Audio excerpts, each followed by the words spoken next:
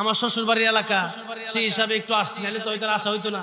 আর আকরাম ভাই জোর করে দিয়েছে। আকরাম ভাই হচ্ছে আমার সাংস্কৃতিক সংগঠনের কর্মী, অনেক আগের, প্রায় 10 বছর আগে।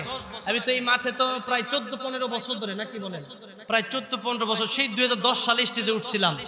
এরপর থেকে আলহামদুলিল্লাহ এই যে স্টেজই আছে, এখন চাইলেও স্টেজ থেকে সরতে পারি না। এখানে আসার পরে কত মানুষ যে কত প্রোগ্রাম নিয়েছে হিসাব নাই।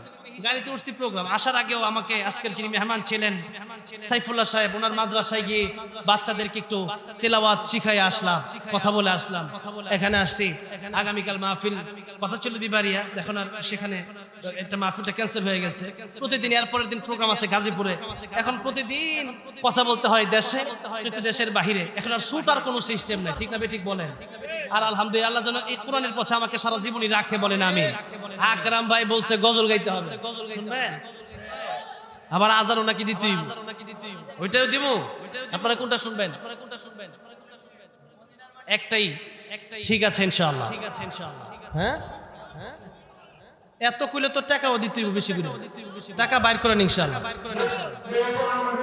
আচ্ছা আচ্ছা, টাকা মানুষকে পেয়েছি, আমাদের গ্রামের গর্ব, আমরা মনে করি গর্ব, আমাদের এলাকার জামাই এখন হুজুর বলতেছে না, সরকারের হুজুর আমাদের এলাকার জামাই, আমরা সব এলাকার জামাই চিনি, অনেকে তো চিনি না হুজুরকে, যে আমাদের গ্রাম মানে খবরের জামাই আমরা অনেকে চিনি না, কিন্তু আজকে আমরা চিন্তা করার পরে গ্রাম মানে জামাই সবাই বলে আলহামদুলিল্লাহ।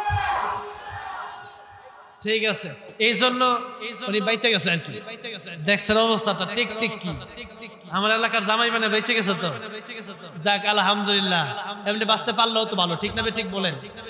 আমরা আমাদের ভালোবাসা আল্লাহর জন্য, তাহলে না, তাহলে এটা না হলে আর কিসের জন্য আমাকে দাওয়াত করবে বলেন, ঠিক না ঠিক? আল্লাহ আমাদের এই ভালোবাসা যেন কিয়ামতের ময়দানেও যেন একসাথে জান্নাতে যেতে পারি, বলেন আমিন। ও মদিনার মাটি রে,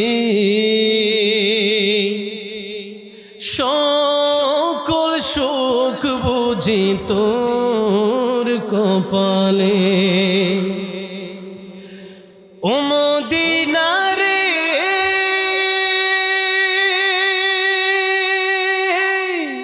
তোর বুকে আমার নাবি, যার লাগি পাগল সবই, যার তরে হইল সৃষ্টি ত্রিভুবন। কাঁদি আমি সারাক্ষণে, কখন যাব সেখানে, সহে না আর পরাণে। ও মদিনার মাটি রে, সকল সুখ বুঝি তোর কপালে। ও মদিনা রে, পাখি যদি হতাম আমি, উড়ে উড়ে যেতাম আমি, থাকতো না মনে কোনো যাতনা। দেহে নাই পাখায় আমার, সাথে নাই টাকায় আমার, কেমনে কেমনে যাব সেখানে। ও মদিনার মাটি রে, সকল সুখ বুঝি তোর কপালে। আল্লাহ সবাইকে বারবার মক্কা মদিনা যাওয়ার তৌফিক দান করেন, পড়েন আমিন। এবার অনেকেই হজে চলে গেছে, 2 জন হাজির বাংলাদেশের মৃত্যু হয়েছে, আল্লাহকে জান্নাতুল উচ্চ মাকাম দান করেন, পড়েন আমিন। এই যে এবার কাতারে ধর্ম মন্ত্রণালয়ে আমাকে আল্লাহ রাব্বুল আমিন আজান দেওয়ার সুযোগ করেছিল, আলহামদুলিল্লাহ। এই কাবা শরীফের পাশে মসজিদে বেলাল আছে, সেই মসজিদে বেলালে আল্লাহ রাব্বুল আমিন আমাকে আজান দেওয়ার সুযোগ করে দিয়েছে, আলহামদুলিল্লাহ বলেন। মুয়াজ্জিনের যারা মুয়াজ্জিনরা আজান দেয়, কিয়ামতের ময়দানে তাদের গলা থাকবে উঁচা উঁচা গলা, আপনাদের গলা থাকবে এরকম, আর মুয়াজ্জিনের গলা থাকবে এরকম। কেন? আল্লাহ রাব্বুল আলামিন দেখাবেন যারা আমার নামের আমার ধ্বনি দিত, মানুষকে কল্যাণের পথে নামাজের পথে ডাকতো, আজান দিত, এই জন্য স্পেশাল একটা আমি আল্লাহ স্পেশাল একটা তাদেরকে মর্যাদা দিলাম কিয়ামতের ময়দানে, যার কারণে মুয়াজ্জিনের গলা থাকবে উঁচা।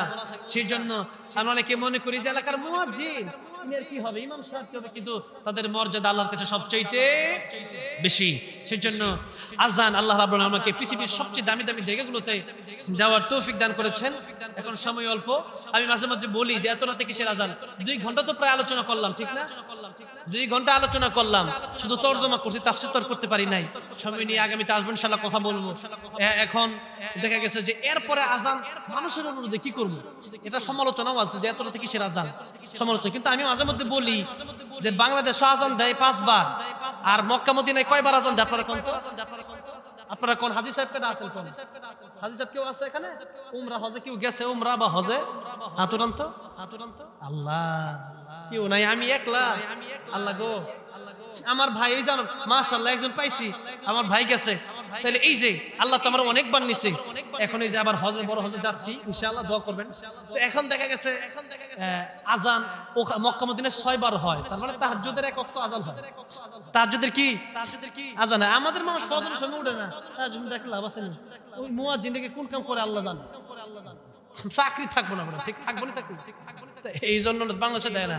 কিন্তু মক্কা মদিনায় 6 ওয়াক্তে আজান দেওয়া হয়, তাহাজ্জুদ আজান দেওয়া হয়, তাহাজ্জুদ শেষই আবার ফজর আজান দেওয়া হয়, কয়েক মিনিট পরেই জামাত শুরু হয়ে যায়। তাহলে আজকে বাংলাদেশে তাহাজ্জুদের আজানই দিয়ে দিই, কি বলেন? ইনশাআল্লাহ দেখি কতটুকু আজান দেওয়া হচ্ছে। পুরো ওয়াজ করা যত কষ্ট, আজান দেওয়া তার চেয়ে বেশি কষ্ট। কথাটা বুঝতে পারছেন না? আপনাদের মনের ইচ্ছা, জানি না কার দোয়া লাগা যায়, ঠিক না? ঠিক বলেন। আমার ভাইয়ের চেহারা দেখছেন কি জানি, আর যে ইশক, আল্লাহর পাগল, নবীর পাগল দেখেন। এখন ভাই বলছে এখন না দিলে কোন বদদোয়া দিয়ে দেয় আবার, এজন্য দোয়া করলে তো কাজে লাগবে, ঠিক না? ঠিক দোয়ার জন্য যেহেতু আসছি, দিয়ে দিই, দিমু। শর্ত আছে, আল্লাহু আকবার জোরে বলতে হবে, বলবেন? প্রতি লাইন শেষ হবে আর আল্লাহু আকবার বলতে হবে জোরে। তার মানে আমাকে একটু হেল্প করলেন, সহযোগিতা করলেন, তাইলে দিতে পারবো।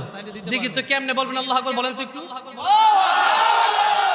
এই আওয়াজ হবে না, ভাই বলছে ইমানদারের আওয়াজে সিংহের মতো গর্জন দিয়ে আল্লাহু আকবার দিবেন তো আওয়াজ নেই। আল্লাহু আকবার, আল্লাহু আকবার,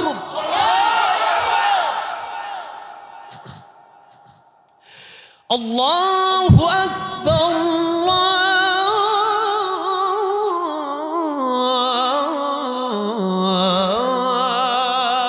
আল্লাহু আকবার। أشهد أن لا إله إلا الله،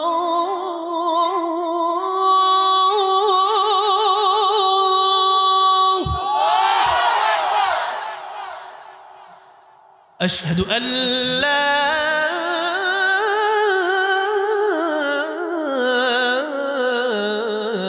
إله إلا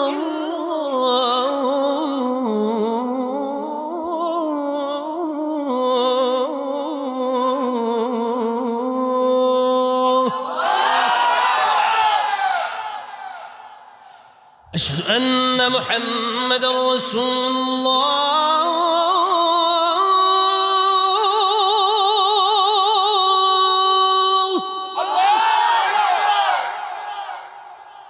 أشهد أن محمدًا رسول